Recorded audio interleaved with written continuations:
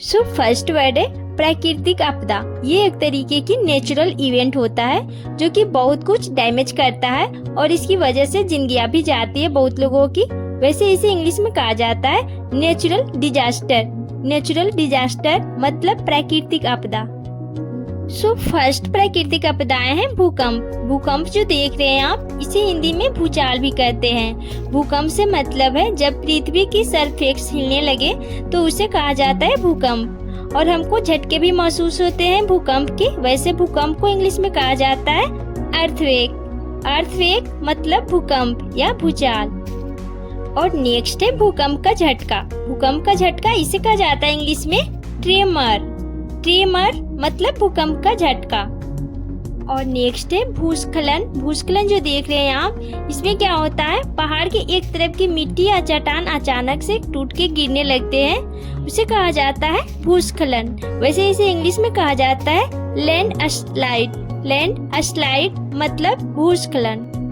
और नेक्स्ट है कीचड़ घसना। जब माउंटेन से कीचड़ जो आता है कुछ इस तरह से, उसे कहा जाता है इंग्लिश में मड स्लाइड। मड स्लाइड कहा जाता है इसे इंग्लिश में। और नेक्स्ट है हिमस्खलन। हिमस्खलन जो देख रहे हैं आप, ये पहाड़ों पर से बर्फ गिरती है और चट्टानें गिरती है, उसे कहा जाता है हिमस्खलन। वैसे इसे इंग्लिश में कहा जाता है एवलांच। एवलांच मतलब हिमस्खलन।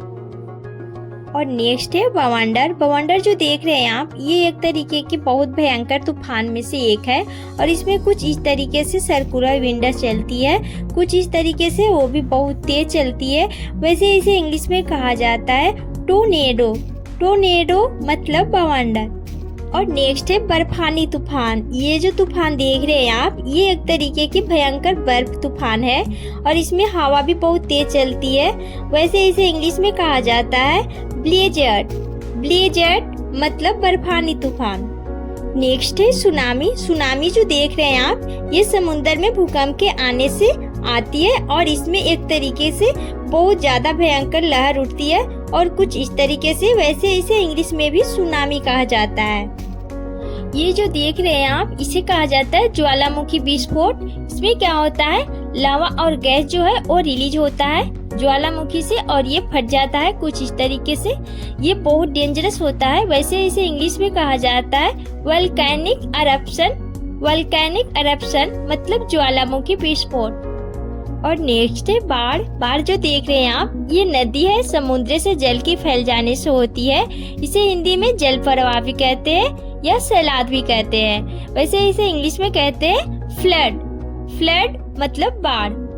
नेक्स्ट है सूखा। सूखा जो देख रहे हैं आप, ये लंबे समय से बारिश ना होने से होता है और इसे कहा जाता है इंग्लिश में ड्राउट। ड्राउट मतलब सूखा।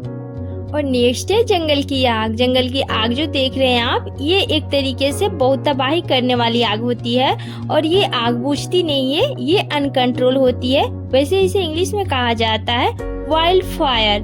वाइल्ड फायर मतलब जंगल की आग। और नेक्स्ट है ओला आंधी। ओला आंधी जो देख रहे हैं आप, ये एक तरीके से ओला का तूफान होता है, जैसे कि आपको इमेज में शो हो रहा होगा। वैसे इसे इंग्लिश में कहा जाता है हेल स्टॉर्म। हेल स्टॉर्म मतलब ओला आंधी। नेक्स्ट वर्ड है रेतीला आंधी। रेतीला आंधी जो देख रहे हैं आप, इसे रेतीला तूफान भी कहा जाता है और ये ज्यादातर रेगिस्तान में आता है। वैसे इसे इंग्लिश में कहा जाता है सैंड स्टॉर्म। सैंड स्टॉर्म मतलब रेतीला आंधी। और ये तूफान जो देख रहे हैं आप, ये एक तरीके से बहुत डेंजरस तूफान होते हैं। वैसे इसे इंग्लिश में कहा जाता है टाइफून। टाइफून कहा जाता है इसे इंग्लिश में। और ये आंधी तूफान जो देख रहे हैं आप, ये भी एक तरीके से सेम ही होता है टाइफून की तरह, बस इसमें प्लेस का ही डिफरेंस होता है। वैसे इसे इंग्लिश में कहा जाता है हरिकेन। हरिकेन कहा जाता है इसे इंग्लिश में। और ये तूफान जो देख रहे हैं आप, ये भी बाकी दोनों की तरह होता है। वैसे इसे इंग्लिश में कहा जाता है साइक्लोन। साइक्लोन कहा जाता है इंग्लिश में। और नेक्स्ट वर्ड है अकाल। अकाल जो देख रहे हैं आप, ये आता है बहुत लंबे समय तक भोजन की कमी होने की वजह से और ये सूखा पड़ने की वजह से होता है। वैसे अकाल को इंग्लिश में कहा जाता है फैमिन। फैमिन कहा जाता है अकाल को इंग्लिश में।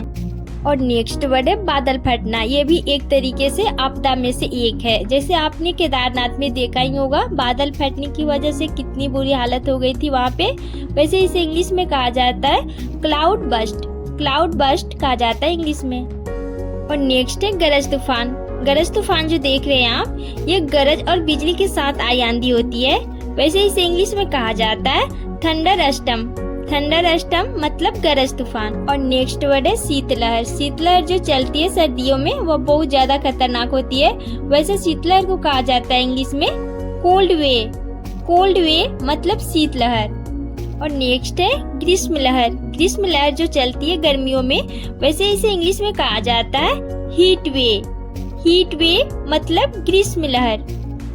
और ये जो देख रहे हैं आप विशाल सा गड्ढा जिसमें नदी बहती है, ये लंबे समय तक वर्षा के कारण जमीन पर बना विशाल गड्ढा हो जाता है। वैसे इसे इंग्लिश में कहा जाता है सिंक होल।